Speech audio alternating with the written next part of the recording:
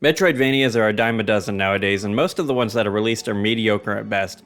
The genre has become bloated and super samey since its initial revitalization in the indie boom of the mid-2010s. Hollow Knight is the best of the genre in my opinion, but that doesn't mean other games in the genre can't achieve their own level of greatness, and Blasphemous 2 is one of those. I've been loving it so far, and that's in no small part to the amazing Metroidvania elements within the game. The following are my top 10 reasons Blasphemous 2 is one of the best Metroidvanias ever. Number 10. Critical to the success of a Metroidvania is its map design and locales. Blasphemous 2 has an amazing map, which on the surface looks just like an average Metroidvania playscape. It's got all of the normal hallmarks, color-coded zones, rectangular rooms, and openings where unexplored doors lie. What makes Blasphemous 2 stand out from other Metroidvanias I've played is its sticker system, clearly labeled vendors, and fast travel points. The stickers are a necessity in Metroidvanias, and if I play a game without that system from here on out, I'll probably drop it pretty quick. Number 9. Blasphemous, as in the original, came out in 2019, and I felt that it was a proof of concept of a Metroidvania style totally unique from anything else in the genre. It is a fantastic game, and Blasphemous 2 is a massive improvement over it. Everything I loved about the first game is in the second, without any of the things I don't like the way Metroidvania abilities needed to be equipped and unequipped in the first game. Number 8. I've played 976 games in my lifetime, and as such, I need games that feel better than anything that's come before.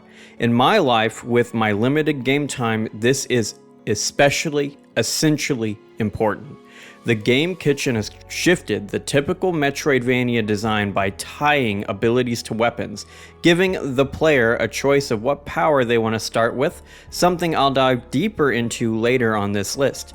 As it stands, Blasphemous 2 stands out among the chaff as one of the most unique Metroidvanias on the market. This uniqueness is an amazing selling point from it and really makes it one of the best Metroidvanias that you could possibly play.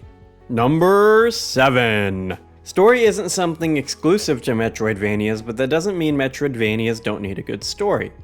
I think sometimes people associate a good story with cutscenes and conversations between characters, but I don't subscribe to that idea. Dark Souls has taught me that stories can be untraditional and even better for it.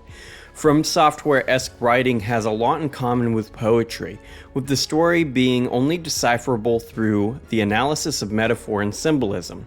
Blasphemous 2 has this type of story, and it is fantastic, at least what I've been able to discern so far. In fact, this game has me wanting to write an epic of my own, which would be interesting since epics are more or less a dead genre this century. It's clear to me that the Bible and Christian mythology clearly inspired a lot of the art direction, story design, and writing of this game. As such, the lore in this game is divine, something that is a must for me to consider a game one of the greats. To jump off this point a little more, Blasphemous 2 has excellent cinematography. They've done this in the super cool hand-drawn style, and every time I come across one of these cutscenes, I'm so hyped. It's clear that a lot of love and care went into these, and should a third game ever come out, I hope that the game kitchen adds even more to this franchise. Number 6. Cutscenes are all fine and good, but the general presentation of any game is super important. I don't subscribe to the idea that good graphics is a prerequisite for a game being considered good, but the art style does have to be some level of interesting. Blasphemous 2 has some of the best pixel art I've seen in a game, so beautifully macabre and at times weird. These pixels are put together to create some of the most unique characters I've ever seen in a game, such as a vendor that is just a hand, or a woman who is being freed from her flesh by cherubs.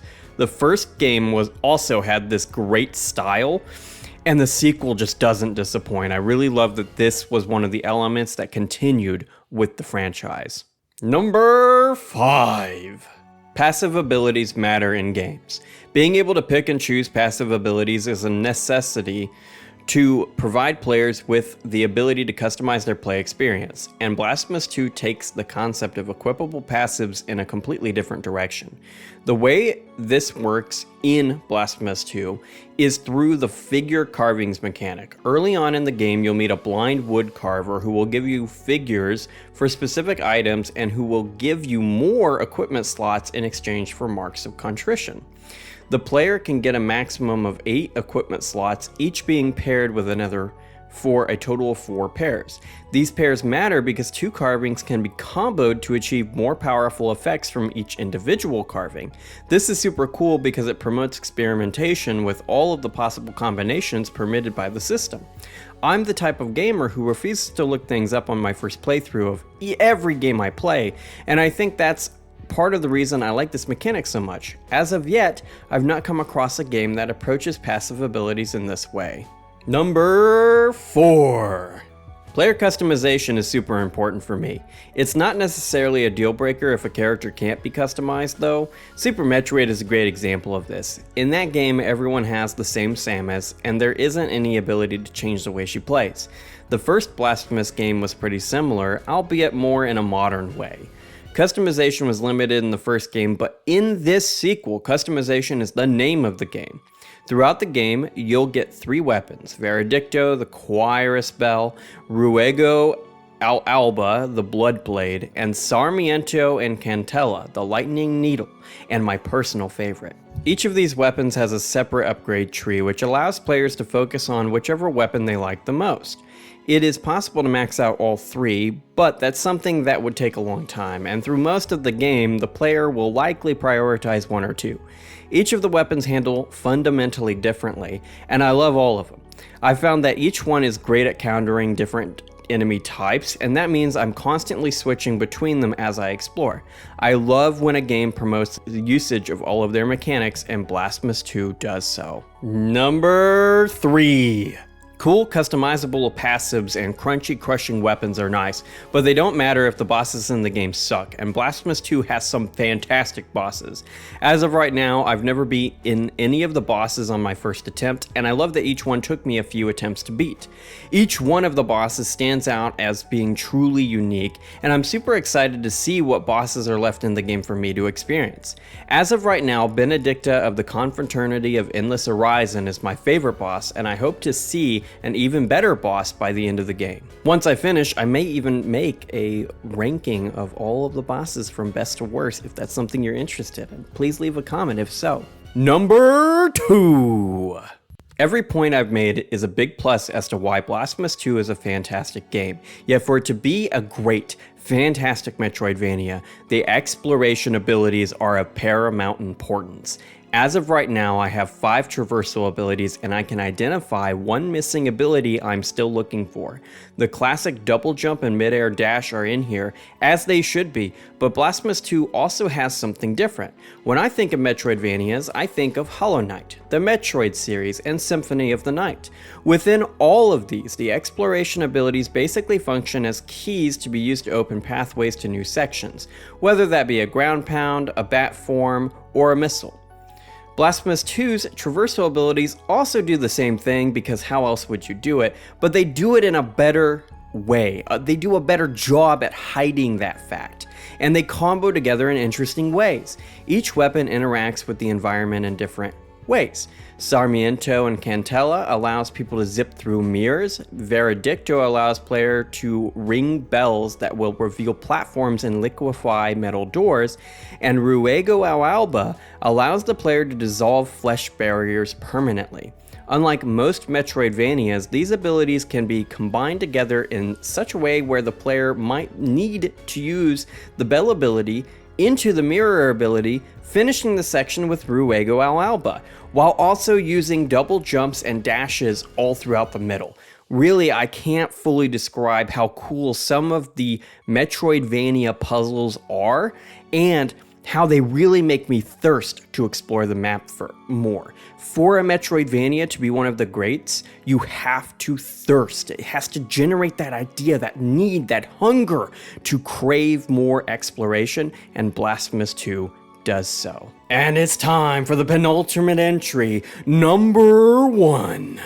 And finally, the aspect of Blasphemous 2 that makes it one of the best Metroidvanias ever is its exploration. I know I just talked about that, but we really need a separate section just for that, because that is the key loop that makes a Metroidvania so special. There's a lot of cases where I came across something and was like, what the hell is that? Only to discover what mechanic that was later. There was a time where I came across this sick woman in a bed, and when I approached, a candle went out next to her. Later, I discovered that this unlocks a combat trial in a separate area of the map, and I love this. Between this, the spooky nuns, the random key items, I'm constantly excited when I come across something weird and new that I have no idea what to do with. This makes me want to explore, and a Metroidvania that makes the player want to explore is a great Metroidvania, plain and simple. I'm not finished with Blasphemous 2, but I am getting close, and I'm always so hyped to play the game. I am seriously considering going for the Platinum over the next couple of weeks, and when I pop the Plat, I will be doing some type of review.